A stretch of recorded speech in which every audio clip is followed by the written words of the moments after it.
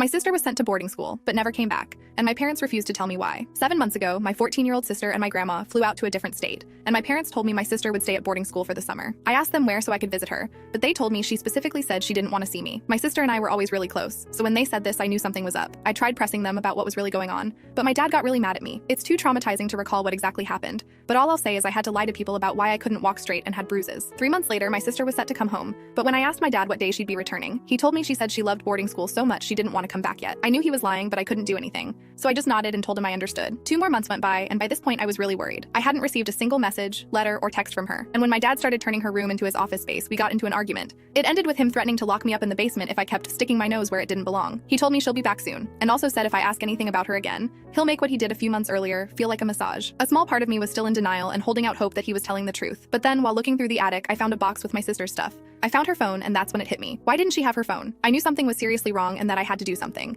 So I went behind my parents' back and told my best friend what was going on. They had specifically warned me not to tell anyone or else, but I no longer cared. My best friend was my rock during this time. Not only did she believe me, she also told her parents about it, and they helped me plan everything. I snuck out in the middle of the night and went to their place, and it was here that I started making calls to authorities to try find my sister. I reported my parents, gave their names and address, explained the entire situation, then sat back and waited. The following days were the hardest of my life. I couldn't eat or sleep, and I was constantly looking over my shoulder thinking about my parents finding me and coming to get me. I threw up more times than I care to count, but finally after 9 days I got a call. It was CPS, and they told me they had found my sister. They said they had found her living 500 miles away with some man who had ties with my father. Turns out my father was indebted to this man and had been for a few years, and so to pay off the debt, he gave him my sister and told him he could do whatever he wanted. My dad and grandmother were also arrested and are currently being held in jail, but my mom got off the hook because it turns out my dad threatened her life if she didn't go along with it. My sister and I are currently both staying at my best friend's house until authorities find us a foster home. I'm overjoyed to have my sister back, but I can tell she is deeply traumatized. She refuses to talk about the details of what she went through, and I can't blame her. My best friend's parents plan to start her in counseling soon, and I fully support them.